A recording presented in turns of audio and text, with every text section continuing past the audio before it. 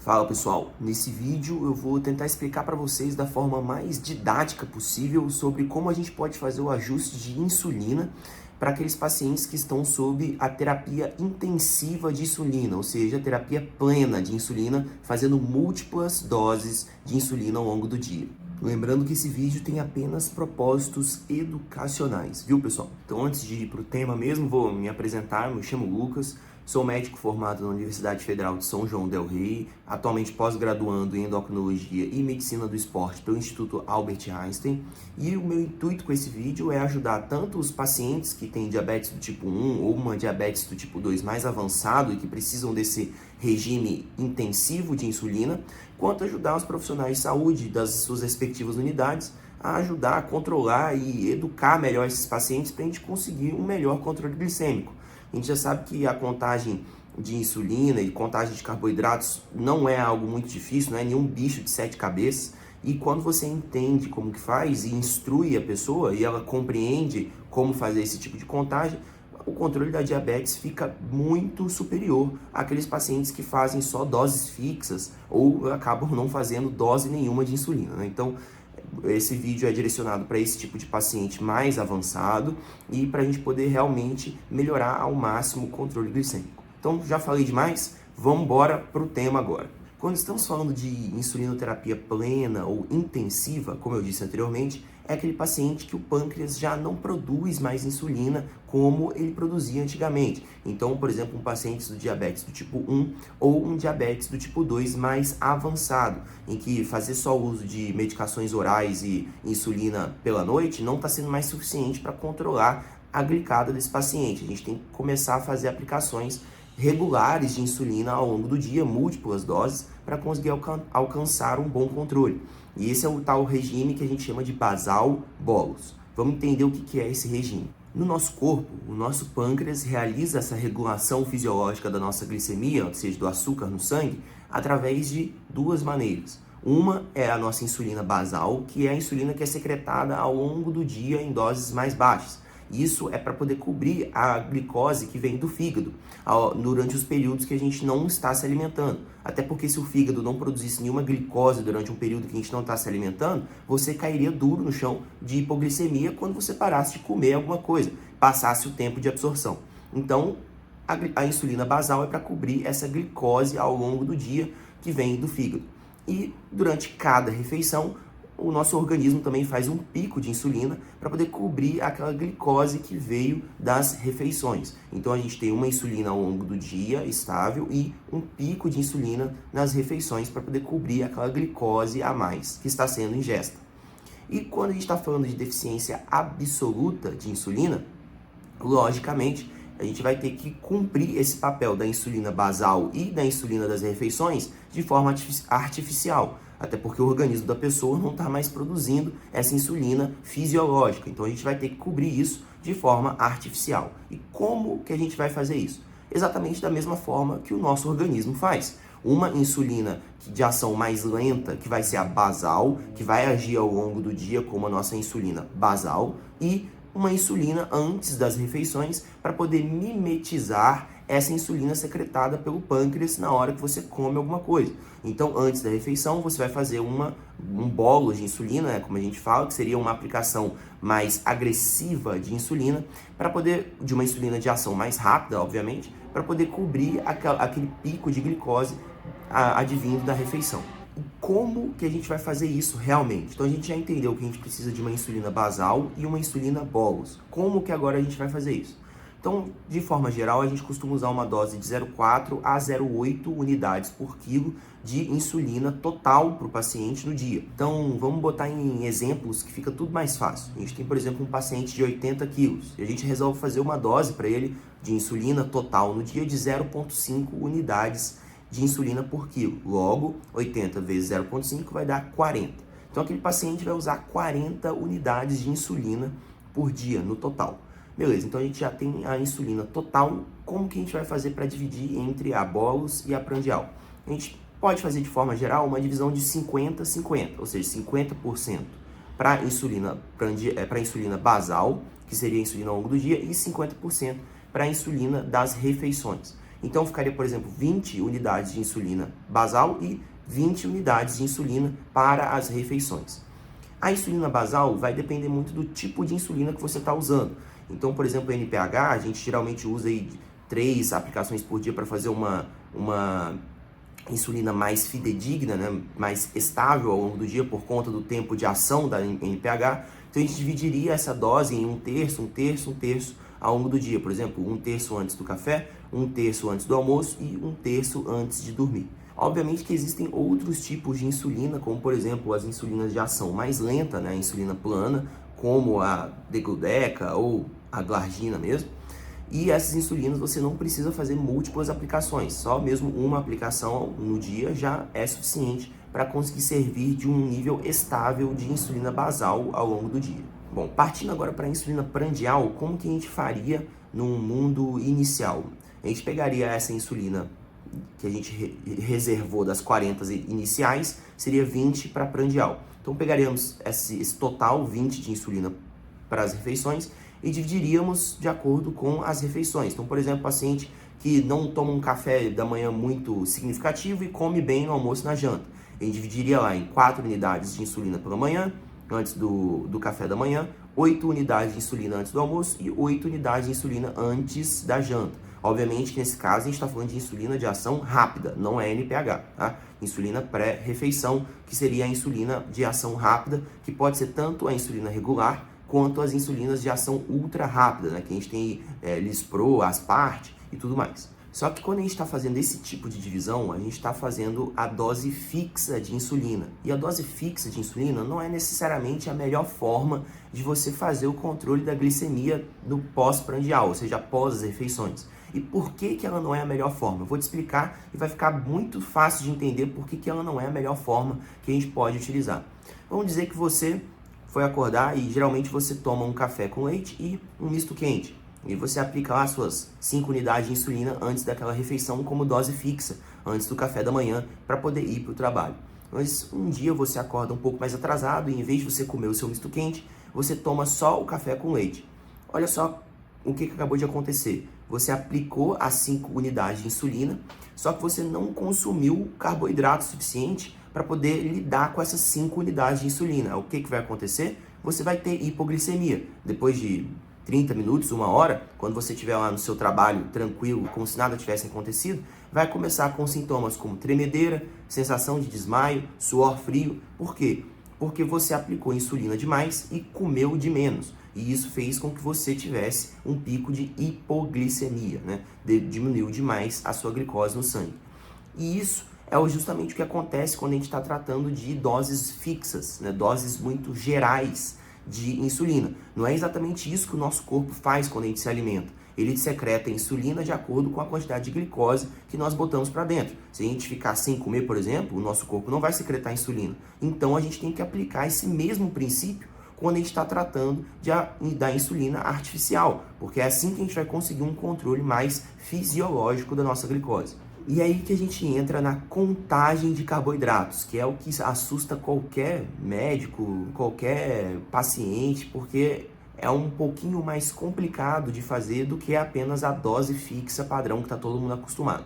Mas não se preocupe, é para isso que você está nesse vídeo e a gente vai aprender da forma mais didática possível em como fazer essa contagem de carboidratos. Então, vamos lá. Então, assim como a gente já tinha falado, em vez da gente partir para dose fixa, o que a gente vai fazer vai ser contar quantos gramas de carboidrato a gente está ingerindo naquela refeição para poder então fazer uma dose de insulina que seja compatível com essa quantidade de carboidratos. E para a gente poder fazer isso, antes de tudo, a gente tem que ver a relação insulina-carboidrato no seu corpo, para a gente entender quanto que uma unidade de insulina abate de carboidrato em você. Às vezes você vai precisar de 1 unidade de insulina para cada 10 gramas de carboidrato. Às vezes 1 unidade de insulina a cada 20 gramas de carboidrato na sua refeição. E aí sim, para a gente poder calcular isso, a gente faz a regra dos 500, que é pegar 500 dividido pela dose total diária de insulina que aquele paciente está fazendo. Então, vamos retornar ao exemplo, tudo fica mais fácil. A gente tinha um paciente de 80 quilos que vai fazer 40 unidades de insulina total no dia, igual a gente calculou. Pegando 500 e dividindo por 40, a gente vai ter um valor que é 12,5. Ou seja, nesse paciente em questão, Uma unidade de insulina resolve, ou melhor, abate, né, dá conta de lidar com 12 gramas e meio de carboidrato da refeição. Então, se você consumiu, por exemplo, 50 gramas de carboidrato no café da manhã, a gente vai pegar esses 50 e dividir por 12,5, porque uma unidade de insulina consegue compensar 12 gramas e meio de carboidrato no seu corpo. Então, 50 dividido por 12,5 daria 4. Ah, ainda não entendi. Então, olha só, vamos fazer de um esquema muito mais fácil. Você está vendo aqui na telinha. 50 menos 12,5, que é uma unidade de insulina, a gente vai para 37,5. Menos 12,5, que é mais uma unidade de insulina, a gente vai para 25 gramas de carboidrato. Então, até agora, duas unidades de insulina, já batemos 25 gramas de carboidrato. Menos 12,5, que é mais uma unidade de insulina, a gente vai para 12,5. Menos 12,5, a gente vai para 0 e mais uma unidade de insulina. Ou seja, precisamos de 4 unidades de insulina para conseguir abater esses 50 gramas de carboidrato que você consumiu na sua refeição. Ficou claro agora? Aí você deve estar falando provavelmente agora, mas aí ficou muito fácil, né? Assim, é muito simples de fazer a dosagem da insulina antes da refeição. Então, mas é porque ainda não acabou. E vamos tentar entender agora a próxima parte, antes que você amaldiçoe todas as minhas próximas gerações. Vamos entender como que a gente vai terminar de fazer o cálculo dessa insulina antes da refeição. Então, essa insulina antes da refeição, ela é a contagem de carboidratos mais a correção da sua glicemia antes da refeição. Porque vamos entender de forma lógica e raciocinar junto. Se você, antes da refeição, está com uma glicose de 200 e você vai fazer a quantidade de insulina apenas para a contagem de carboidratos, você vai conseguir abater aquela quantidade de glicose que você comeu, só que a sua glicemia vai ficar no estado que ela estava antes da refeição, que era justamente 200, e não é o que a gente quer. Você vai abater os carboidratos, mas não vai ter retornado à meta que a gente gostaria de manter a glicose. Então, o que acontece? A gente vai ter que medir essa sua glicose antes da refeição para verificar se a gente precisa adicionar mais alguma unidade de insulina para corrigir esse valor de volta à meta que a gente estabeleceu. E é exatamente isso que é a correção, o valor da correção da insulina.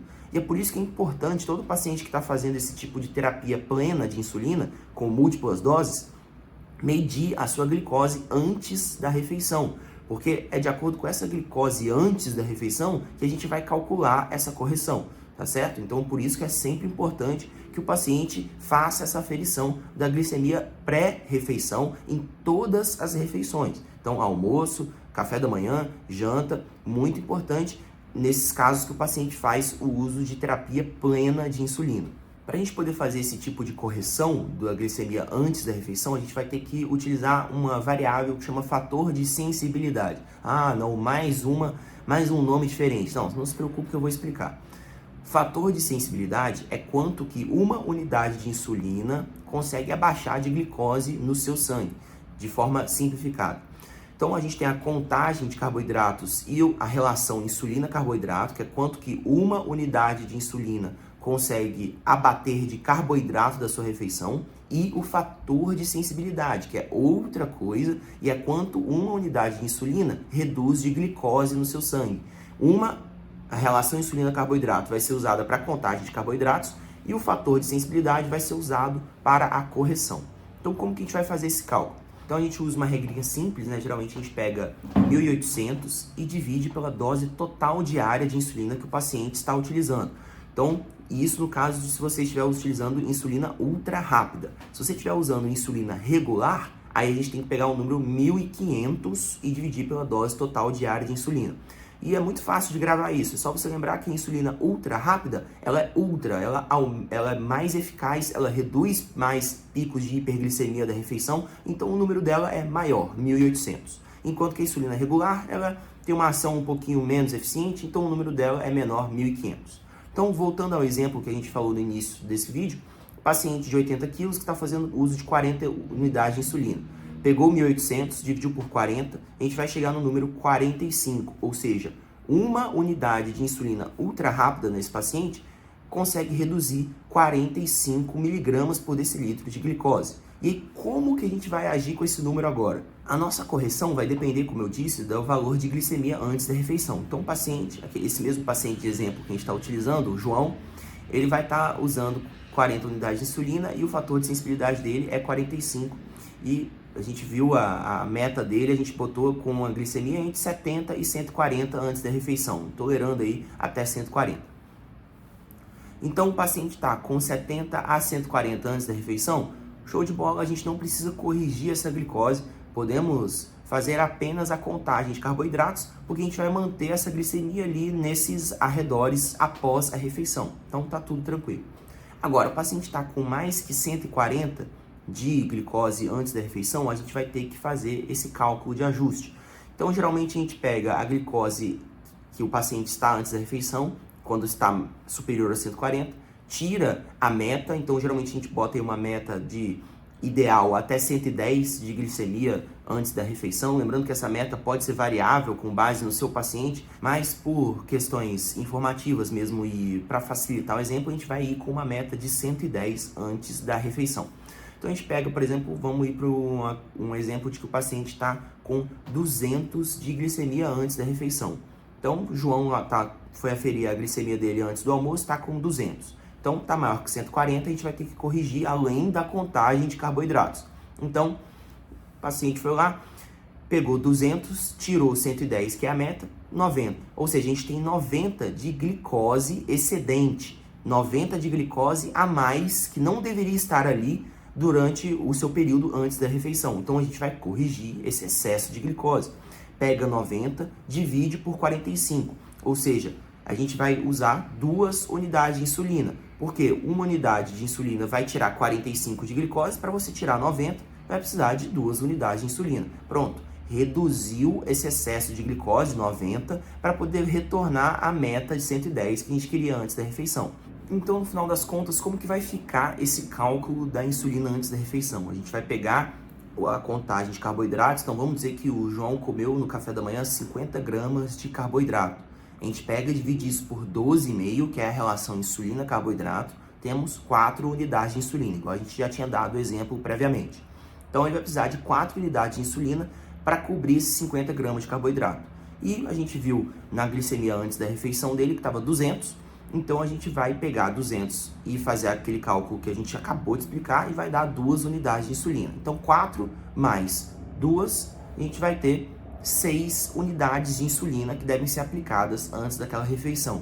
Tanto para a gente poder fazer lidar com os carboidratos que ele vai consumir no café da manhã, quanto para a gente conseguir regular e fazer essa correção desse excesso de glicose que ele estava antes daquela refeição. Mas e se você olhasse a glicose o paciente for olhar a glicose antes da refeição e ela não tiver entre 70 e 140 e também não tiver mais que 140, tiver menos que 70? Então, nesse caso, a gente tem que primeiro corrigir e depois agir. Então, primeiro a gente vai corrigir essa hipoglicemia do paciente. Então, o paciente está com menos de 70 de glicose antes da refeição, corrija a hipoglicemia primeiro com, por exemplo, 150 ml de refrigerante, 150 ml de suco de laranja, 3 balas de caramelo ou uma colher rasa de sopa de açúcar, né? Tudo isso já vai conseguir dar uma corrigida nessa hipoglicemia dele antes daquela refeição. Depois de 15 minutos, o paciente vai medir de novo a glicose dele e a gente vai checar qual nível que ela está. Beleza, subiu de 70, show de bola, agora a gente pode fazer essa correção. Subiu de 70 para 100, beleza, como a gente falou, não precisa fazer a correção, aplica só a contagem de carboidratos. Por exemplo, ali subiu de 65, que estava antes, para 160, né? Então, já está mais que 140, então a gente vai ter que fazer essa correção e adicionar mais uma unidade de insulina àquela contagem de carboidratos da refeição. Tá? Então, primeiro corrigir a hipoglicemia e depois fazer esse cálculo da correção em cima da glicose. Não sair aplicando insulina com hipoglicemia, jamais. Primeiro corrige, depois faz o cálculo e aplica a insulina, porque senão você pode acabar piorando ainda mais a sua situação de hipoglicemia. Beleza? Então, show de bola, pessoal. A chance de você errar essa contagem de insulina depois de ver esse vídeo agora é praticamente 0%. Espero que tenha ficado claro, didático, e que tenha sido proveitoso para vocês ficar desprendendo esse tempo aqui nesse vídeo chato, né? Então, um grande abraço, ótima semana para vocês e até a próxima.